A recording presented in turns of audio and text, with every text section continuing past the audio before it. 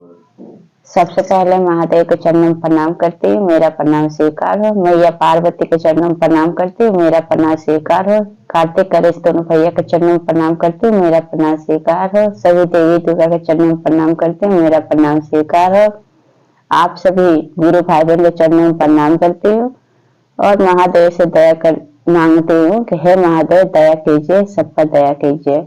आज मैं जो आप लोग कथा सुनाने जा रही हूँ वो एक धोबी और उसकी पत्नी का कथा है और महादेव कथा है।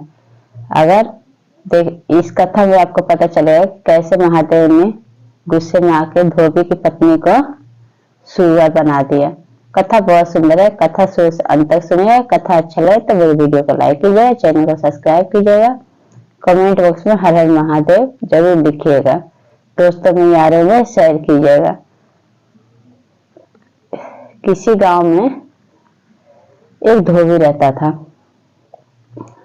धोबी उसका एक ही काम था कि सब गांव का कपड़े लेकर आता था और उसको ले जाकर नदी पे वो और उसकी पत्नी उसको धोते थे।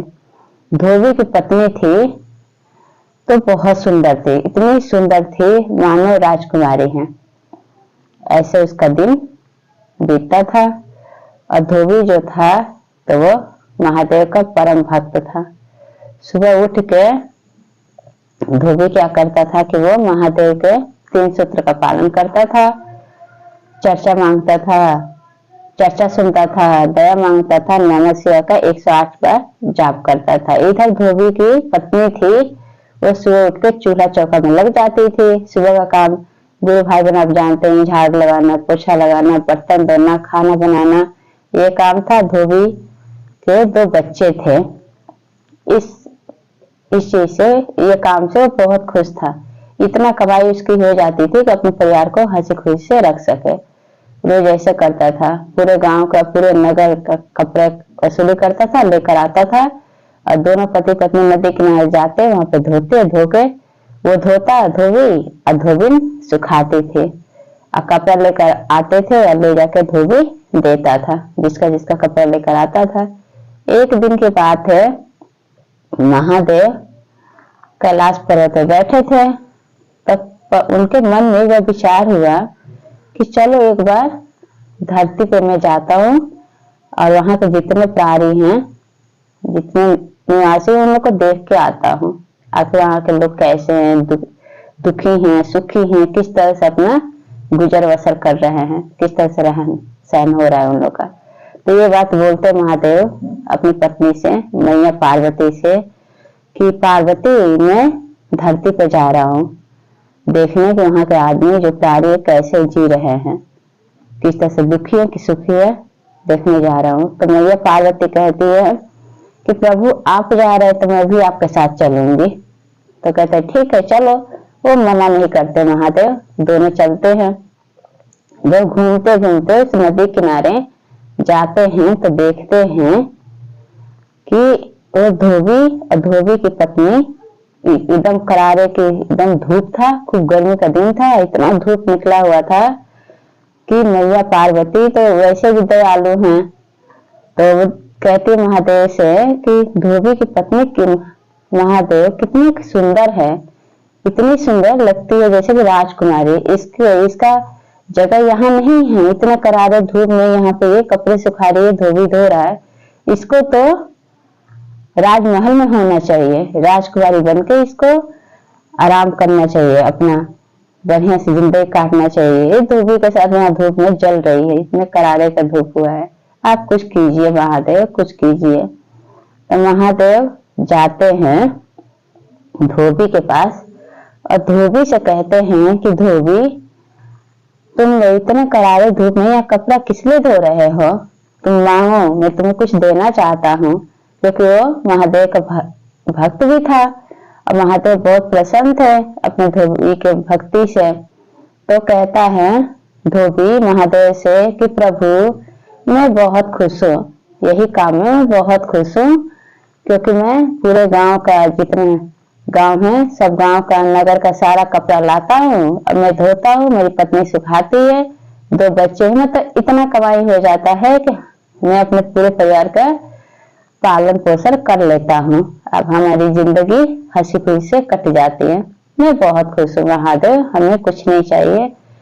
तो कहते महादेव, अगर कभी भी तुम्हें हमारी जरूरत हो तो तुम हमें याद करना, मैं उसी समय प्रकट हो जाऊंगा। और महादेव और उसकी पत्नी एक साधु के रूप में धोबी के पास गए थे और ये बात बोले थे।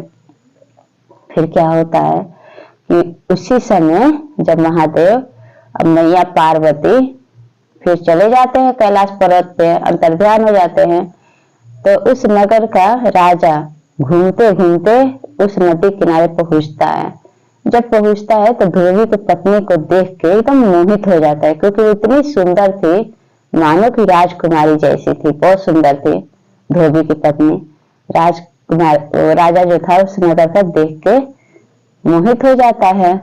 अब मन में विचार करने लगता है कि इतनी सुंदर लड़की है, इस धोबी के साथ यहाँ धूप में जल रही है, इसको तो राजमहल में होना चाहिए, मेरे साथ रहना चाहिए, इसको रानी बन के मेरे साथ मेरे राजमहल में रहना चाहिए। विचार किया। अब गया धोबी के पास और धोबी से कहता है कि धोबी, तुम यहाँ पे इतनी धूप में इतनी सुंदर पत्नी को यहाँ पे रखे हो, इसको तो राजमहल में रहना चाहिए, तुम क्यों इतनी धूप में जला रहे हो? बताओ, इतनी कोमल है, इतनी मासूम है, इतनी सुंदर है, राजकुमारी जैसी है, तुम्हारी पत्नी तो राजमहल में होनी चाहिए। तो कहता है राजा, धोबी को लालच देता है, कहता है कि धोबी, मैं तुम्हें ढेर सारा धन दूंगा, लेकिन तुम्हें बदले में तुम्हें अपनी पत्नी देना होगा हमें, क्योंकि तुम्हारी पत्नी का जगह यहाँ पे नदी के पास नहीं है कि सब गांव का कपड़े लेकर आओ, तुम धो ये सुखाएगी। तुम्हारी पत्नी का जगह राजमहल में है, रानी बन के राज करने का युग है, से तुम ढेर सारे में से धन लो, अपनी पत्नी दे दो, मैं इसको अपने साथ रखना चाहता हूँ राजमहल में, अपनी रानी बना के हुकूमत करेगी। तो कहता है धोबी हाथ जोड़ के राजा साहब से कि राजा साहब, मैं जैसा हूँ मैं बहुत खुश हूँ अपने परिवार के साथ, से आप ऐसा नहीं कर सकते, वो मेरी पत्नी है और आप मेरी पत्नी को नहीं ले जा सकते, हमें धन दौलत नहीं चाहिए, मैं अपनी पत्नी से बहुत प्यार करता हूँ, मेरा परिवार मेरे लिए बहुत मायने रखता है और मैं बहुत खुश हूँ अपने परिवार के साथ। फिर भी राजा नहीं मानता है, उसको लालच देता है, लेकिन धोबी जो था वो नहीं उसके बातों में आता है, राजा के बातों में। फिर वो राजा जाता है धोबी के पत्नी के पास, तो उसे कहता है कि तुम्हारी कोई जिंदगी है? तुम देखो कितनी सुंदर, कितनी प्यारी हो, कितनी मासूम हो, तुम यहाँ धूप में करारे के जल रही हो, तुम्हें तो राजमहल में होना चाहिए, मेरे साथ हुकूमत करना चाहिए, मेरी रानी बन के रहना चाहिए, तुम्हारे पास आगे पीछे 2-4 नौकर घूमेंगे, ऐसो आराम तुम्हारा इंतजार कर रहा है, तुम क्या यहाँ पे धोबी के साथ पड़ी हुई हो, दिन दिन भर धूप में जलती रहती हो, क्या मिला इस गरीबी की जिंदगी से? चलो मेरे साथ चलो राजमहल में ऐश करना, ऐसी ऐसे रानी बन के मेरी रहना। अब ये बात सुन के अपना जो जिंदगी है व्यर्थ कर रही है, राजा बोलता है धोबी के घरवाले से, तो उसकी घरवाली अब आ जाती है, बातों में राजा के आ जाती है, कहते कि हाँ राजा साहब अब सही कह रहे हैं, पूरी जिंदगी में ये गरीबी में ही काटी हूँ, आप सही बोलते, मुझे राजमहल में ही होना चाहिए, मुझे हुकूमत करना चाहिए आपकी रानी बन के, मेरी पूरी जिंदगी जो है ऐसे व्यर्थ हो गया है, यही कपड़े नदी के रह गए, पूरे दिन धूप में जल जल के ये धोते मैं सुखाती हूँ। तो लेके राजा चला जाता है, कहता है राजा कि ऐसा करो तुम जाके मेरे पालकी में बैठ जाओ। तो इतना बात सुन के धोबी की पत्नी चली जाती है, और कितना भी करता आग्रह करता है, कितना भी हाथ जोड़ता है, तो राजा नहीं सुनता है, उसकी पत्नी को लेकर चला जाता है, पालकी में जाके बैठ जाती है और जाके वहां पे अपने राज्य में वहां पे सबसे कह देता है सैनिकों से कि पूरे नगर में ढोल बजवा दो कि राजा साहब एक लड़की से शादी करना चाहते हैं, वो एक लड़की लाए हैं, खूब धूमधाम से शादी करना चाहते हैं। तो इधर दासी कहती है कि हाँ राजा साहब, राजा साहब खुश हो जाती है क्योंकि राजा साहब का शादी हुआ ही नहीं था।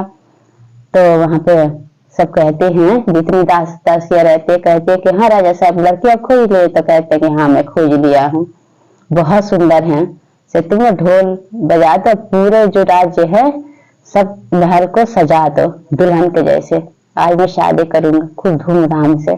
इधर क्या होता है कि धोबी वहीं पर नदी किनारे अब महादेव को याद करने लगता है, महादेव मेरी इज्जत बचाइए, आप ही हैं जो मेरी इज्जत बचा सकते हैं, आपका हमेशा मैं नमन करता हूँ, आपको गुरु बनाया हूँ, मेरा दुख दूर कीजिए हे महादेव।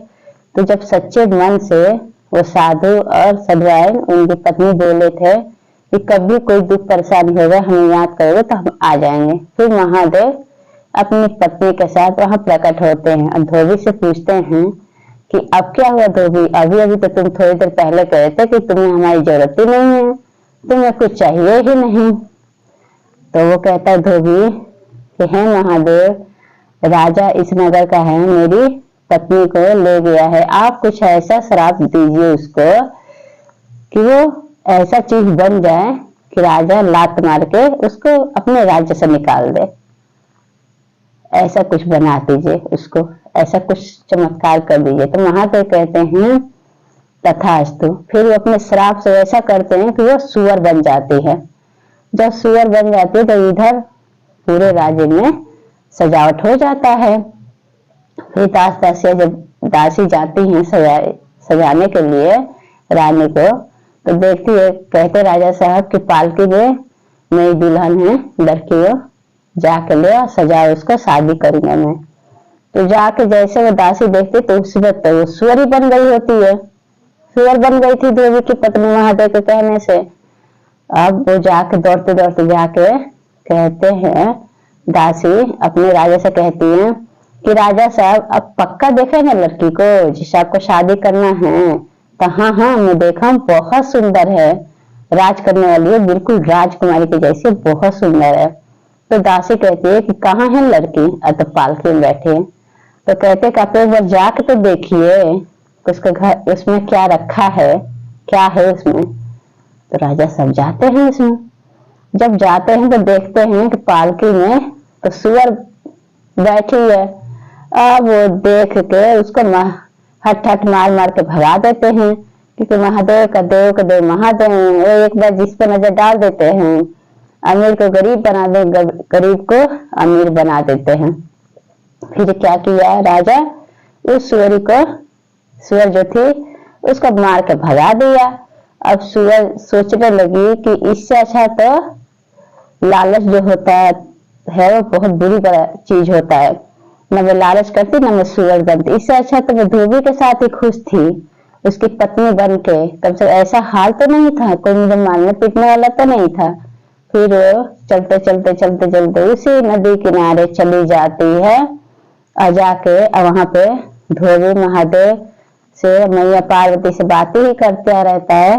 तब तक वो सुबह पहुंच जाती है और जाके के हाथ जोड़ के धोबी से माफी मांगने लगती है कि हे स्वामी आप मुझे माफ कर दीजिए, मैं राजा के बातों में आ गई, मुझे माफ कर दीजिए, मुझे समझ नहीं आया, अब आज के बाद मैं ऐसा नहीं करूंगी, हे महादेव आप भी मुझ पर दया बरसाइए, पहले जैसे थी मैं ऐसे होना चाहती हूँ महादेव, अब मेरे मन में कोई लालच नहीं आएगा, कोई लालच नहीं आएगा, जो जिंदगी में अपने धोबी के साथ जी रही थी मैं वही जिंदगी जीना चाहती हूँ महादेव, दया कीजिए, मैया पार्वती दया कीजिए। खूब गिड़गिड़ाने लगती है, रोने लगती है। और धोबी भी कहता है कि महादेव सुबह का भूला हुआ अगर शाम को घर आ जाए तो उसको भूला नहीं कहते, मेरी पत्नी से गलती हुआ, आपने उसको सजा दिया, अब आप फिर से उसको ठीक कर दीजिए महादेव, आज के बाद वो सब गलती नहीं होगा, उसको अपनी गलती का पश्चाताप हो गया है। तो महादेव खुश होके फिर उसको आशीर्वाद देते हैं, फिर वो पहले के जैसे वो पत्नी उसकी हो जाती है, लड़की हो जाती है और दोनों हंसी खुशी महादेव से हाथ जोड़ के नमन करते हैं और दोनों हंसी खुशी अपने घर आते हैं। और ऐसे वो धोबी अपनी पत्नी को श्राप दे दिए थे महादेव, सुअर बन गई थी उसकी पत्नी, लेकिन फिर भी महादेव से दया मांगने गए से उनका भक्त था तो अपनी पत्नी को ठीक कर लिया। तो जैसे महादेव ने उस धोबी की पत्नी पे और धोबी पे अपना दया कृपा बरसाए, उतना ही दया कृपा जितने गुरु भाई बहन है सब पे बरसाए कि हे महादेव, जिससे जो भी कष्ट, जो भी दुख तकलीफ है वो सब हर लीजिए महादेव, दया कीजिए महादेव, दया कीजिए। हम पे भी जो भी गलती हमसे होता है, तो जो भी हम पे कष्ट है वो सब हर लीजिए हे महादेव। तो ये कथा आप लोग कैसा लगा कमेंट बॉक्स में जरूर बताइए। तो सब बोले हर हर महादेव, मैया पार्वती की जय।